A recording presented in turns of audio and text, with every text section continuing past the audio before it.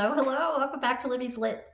Today we are going to review Shameless by Brian Tyler Cohen. This is a book that I have heard of because I follow Brian on YouTube. He is a podcaster, a YouTuber, a contributor to MSNBC, and he has written a book. The full title is Shameless. It's Republicans' Deliberate Dysfunction in the Battle to Preserve Democracy. So, controversial title, of course, but we are, if you follow Brian at all, or if you choose to, check him out. He is very passionate about his beliefs, and I like him a lot. I've learned a lot watching his videos. I watch him on YouTube, and what he is striving to do in this book is explain it can't go unnoticed by anybody, I don't think, unless you were, a child during the 2010s. I don't think it can be lost on people that the Republican Party has changed, and he seeks to understand it. He seeks to figure out the origin of this change. And so that's the premise of the book. He's looking at changes that have come, why they've come, why is everybody at such odds? Why is there no coming together? And stating that it's a deliberate thing. So, there's where the controversy comes in, I suppose. But it's a very interesting book. And so I debated whether I wanted to read or review Shameless, because it is not the type of book I usually read or review. I don't read a lot of political things. However,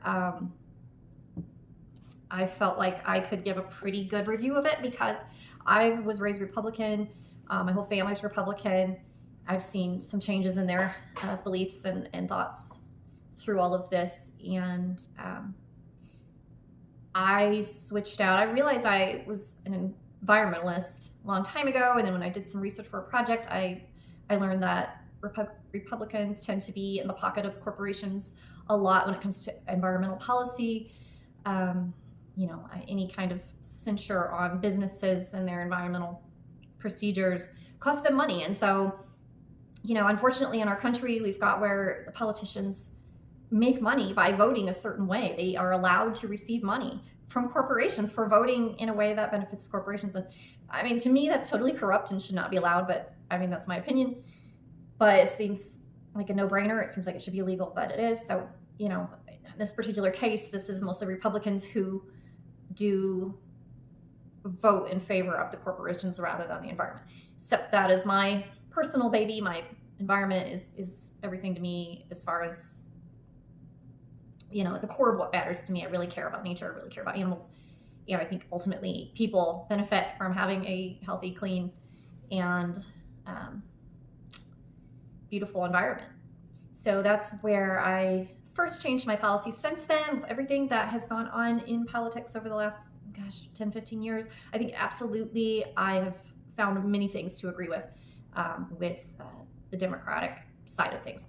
I don't want to make this a political review or talk about my political interests or whatever, but I think that it's just a little background to say that I understand both sides. I've been on this side, I voted Republican, I voted Democrat. I understand both points of view. So that's why I thought, okay, I'm gonna review it.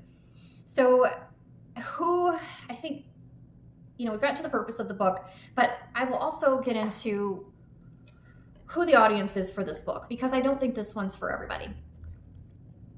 Now, saying that, I will say that if you are a big supporter of the Republican Party and you do not want to veer in you don't want to look right, you don't want to look left, you just want to look straight ahead. This is my belief and I'm not changing. I support Trump, etc., etc. If that's you, then this book isn't for you. You're probably not even going to finish it because it's very, very, very, very passionate in the other viewpoint. If, however, you are a Republican who has questions and wants to know what happened to my party and wants to understand how we went from this viewpoint clear over here to this extreme viewpoint, why are people fighting? Why is all this negativity said? Why is all this name calling going on?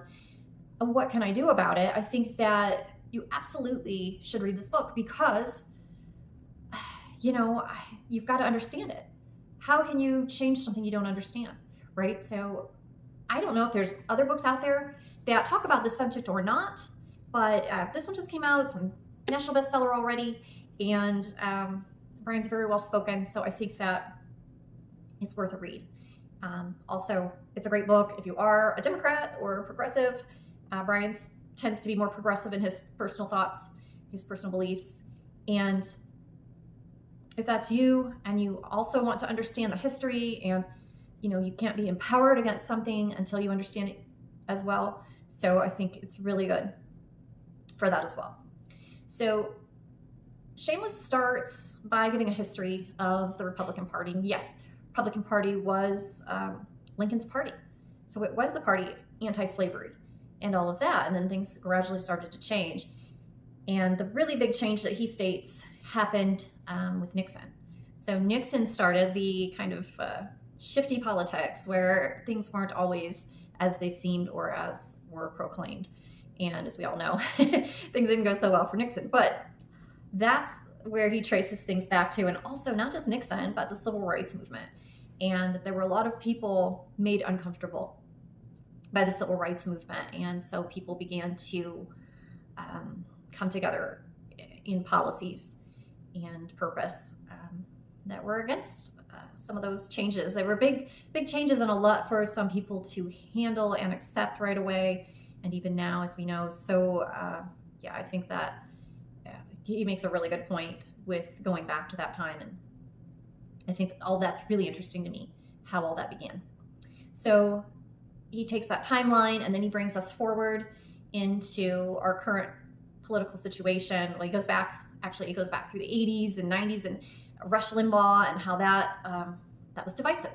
A lot of people like that. They like that. Oh yeah, we like Rush just saying it like it is. Where have we heard that before? But yeah, so a lot of people like Rush Limbaugh. I was never a fan, but to each his own. But just saying that was where also these ideas started to come in, that we're going to, start being more divisive. Because people used to work across the board. People used to, I'm sure not in every case, but in most cases, you were able to get things done in government because you were able to compromise. This time, after that period of time, which again, 80s, 90s, probably 90s, I'd say. I don't know when Rush Limbaugh came on the scene exactly. And I don't want to pen everything on him, but it's just an example. Then they created Fox News. And Fox News also was there for that purpose. It was there, I don't want to say to create divisiveness, but he does make a claim there that it was. So, and maybe he has a good point, because if you look at who created Fox News, it was a very big corporate mogul who was being, a very rich man who didn't want to pay the higher taxes on his wealth and that sort of thing. So just very interesting. Even if you don't take every word literally, you don't take it to heart, it's still great food for thought. And he really does a lot of, it's not just I think this and I think that, it's a lot of research, and it's interviews with politicians, ex-politicians, people who have worked in government for Trump or that sort of thing, or in government now. And so it's well done, it's well written, it's well said. If I had to give any criticism of this book, it would not be for his writing or for his research. And Brian, mind you, he's not a politician, and he's not a legal scholar. He's just somebody who's really passionate about this and has made this his area of interest in life. And he doesn't claim to be any of those things, nor does he want to go into politics himself. But he, because of his passion, he sometimes crosses over a line that I think if you were a more objective scholar type thing, you would not be saying some of the things that he says. So it's very opinionated.